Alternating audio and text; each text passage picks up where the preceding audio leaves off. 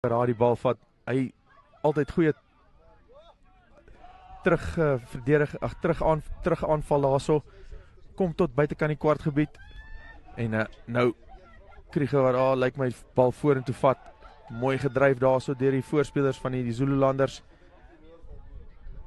maar die skeieregter sê, daar was 'n fout,